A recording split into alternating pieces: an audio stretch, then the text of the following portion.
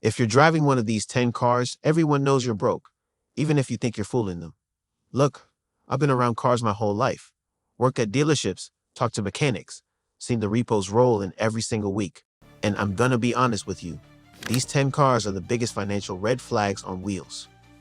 Number 7. Mechanics literally have a nickname for it, and it's not pretty. Now if you already own one of these, don't click off yet. I'm gonna tell you exactly what to do so you don't get financially destroyed. And if you're shopping for a car right now, this might save you from the biggest mistake of your life. Let's get into it. Number 10. The Nissan Altima. The official car of my credit score starts with a 4. Here's the thing about the Altima. It's not that it's a bad car in theory. It's that the people who buy them are usually doing it with a 22% interest rate and a buy here, pay here lot. The CVT transmission fails at a 40% rate before you hit 100 miles. And the repair? $4,500 on average. So you're driving around in a car that's worth $6,000 with a repair bill that's $4,500. That's not transportation. That's a subscription service to being broke. And I know what you're thinking, but I got a good deal in mind. Yeah, so did everyone else. That's why there's 47 of them in every Walmart parking lot. But at least Altima drivers are self-aware. The people buying number 9, they genuinely think they're flexing. Number 9, the base model BMW 3 Series, specifically the 328i from 2012 to 2015. This is the at least luxury cars on a Target employee salary starter pack. Real talk, if you're buying a used BMW and it's the cheapest one on the lot, there's a reason. These things depreciate faster than crypto in a bear market. You can pick one up for $12,000. Sounds like a deal, right? Wrong. Maintenance costs average $1,200 per year. That's if nothing major breaks. Water pump? $800. Timing chain? $2,500. Oh, and it needs premium gas, which you're definitely not budgeting for if you bought a $12,000 BMW. And here's the kicker. Everyone knows it's the base model. The second someone sees those halogen headlights and 17-inch wheels, they know you're pretending. You're not fooling anyone. Want to know what's even worse than a fake luxury car? Number 8. Number 8, the V6 Dodge Charger. If this is your car, I'm sorry. But also, I'm not. Listen, Chargers are cool. The V8 ones, the Scat Pack, the Hellcat, those are legitimate performance cars. But the V6, with the fake HEMI badges you added from AutoZone? Come on. You're out here doing 0 to 60 in 6.4 seconds, thinking you're Dominic Toretto. Meanwhile, a Honda Accord V6 is gapping you at every stoplight. And the insurance? You're paying Hellcat insurance prices for Camry performance. The average insurance on a V6 Charger is $2,300 a year because insurance companies know exactly who's buying these. People who can't afford the V8 but still want to look tough. Plus, 47% of these are in accident reports. Number 7 is where it gets really embarrassing though. Number 7, the Mercedes C-Class, specifically the C300 from 2008 to 2014. Remember that nickname I mentioned earlier? Mechanics call this one the money pit. Here's what happens. You see one for $8,000. You think, oh wow, a Mercedes for the price of a Civic. You buy it. You feel amazing for like 2 weeks. Then the check engine light comes on. Air suspension failure, $3,200. Balance shaft issues, $4,000 to $6,000. And that's just the known problems. Every single repair costs triple what it would on a normal car because it's got a Mercedes badge on it. So now you're driving a 12-year-old luxury car that you can't afford to fix, and you're praying nothing else breaks. That's not wealth. That's anxiety on wheels. And if you're sitting there thinking, but mine's been reliable, yeah, for now, just wait. It's coming.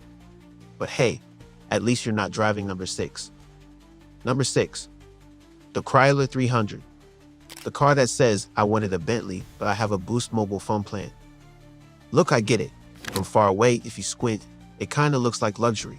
That's the whole point. Chrysler designed this thing to trip people at a distance. But up close, everyone knows. The interior is all hard plastic. The fake wood trim fools absolutely nobody. And the reliability?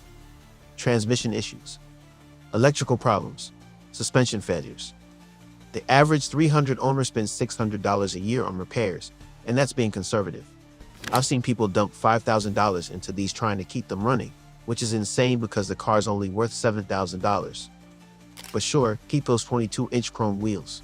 Really brings the whole I make bad financial decisions aesthetic together. Alright, we're halfway through. If I call out your card yet, go ahead and hit the like button. I want to see how many of you I've roasted so far. Number 5 is gonna make some of you mad. Number 5, the Infiniti G35 or G37, the official car of I Vape and have 3 different payment plans at Rent A Center. Now don't get me wrong, when these came out, they were actually pretty solid, but we're talking about the ones you see now. The ones that have been through 6 owners, straight piped exhaust, lowered to the point where they can't go over speed bumps. Here's the problem. People buy these thinking they're getting a budget sports car. And yeah, they're quick. But they're also 15 years old at this point, which means everything is about to break.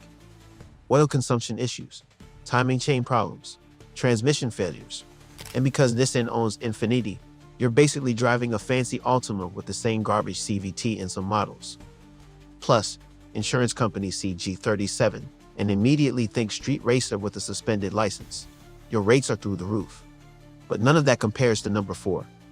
Number 4, the Range Rover Evoque. This is the I'm an influencer with 3,000 followers starter pack.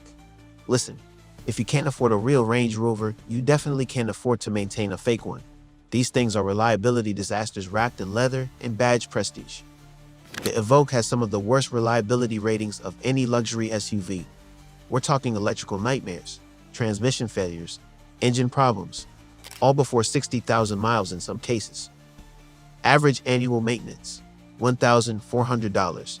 That's if you're lucky. I've seen $8,000 repair bills on these.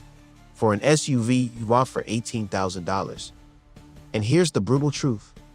Everyone knows you bought the cheapest Range Rover specifically because you couldn't afford the real one. You're not hiding anything. You're just broadcasting that you prioritize looking rich over actually being smart with money. Number 3 is somehow even more embarrassing. Number 3, the Maserati Ghibli. Oh boy, here we go.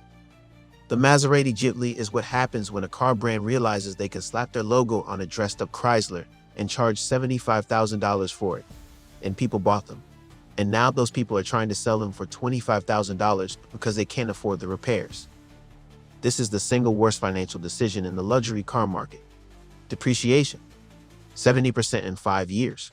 Reliability, literally one of the lowest rated luxury cars ever made. Electrical gremlins, suspension problems, engine failures. These things spend more time at the shop than on the road. And every single repair costs a fortune because it's got an Italian badge. But hey, at least you can tell people you drive a Maserati, right up until they Google Ghibli reliability and realize you made a terrible choice. If you're shopping for one of these right now, I'm begging you don't. Just don't. We're almost at the top. Number 2 is a tough one. Number 2, the old Cadillac Escalade. We're talking 2007 to 2013. This is that I wanted to look like a rap video, but I'm actually an assistant manager at Foot Locker Mobile. Here's the thing, brand new Escalades, those are $90,000 SUVs for people who actually have money.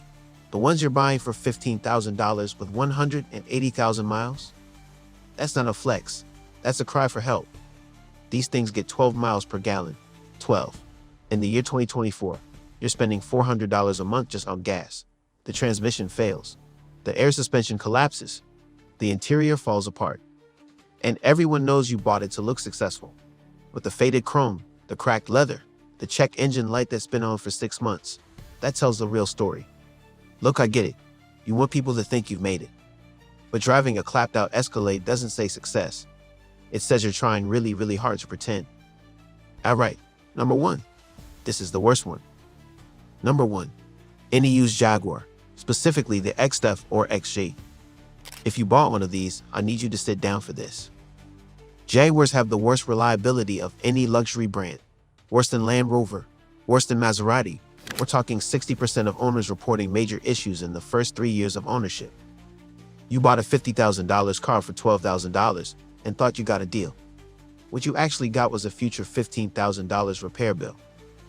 Electrical systems that fail constantly, engines that grenade themselves, transmissions that slip, suspensions that collapse, and every single part costs a fortune because it's a Jaguar. I knew a guy who bought an XF for $14,000. 6 months later, he needed a new engine. $11,000. He sold it for $4,000 and took the loss. That's what these are. They're financial time bombs. They look good in photos. They feel good for about 3 weeks. And then they destroy you. If you own one right now, sell it. Today, before something catastrophic breaks. I'm not joking. Alright, so what should you buy if you actually want to look smart instead of broke? And if you want to see me roast more terrible financial decisions, hit subscribe. I've got plenty more where this came from. Appreciate you watching. I'll see you in the next one.